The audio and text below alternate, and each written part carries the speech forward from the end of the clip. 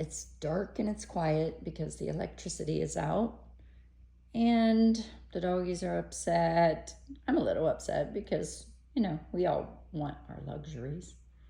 But mostly I just hope everyone is safe and that we can all get our electricity back on ASAP.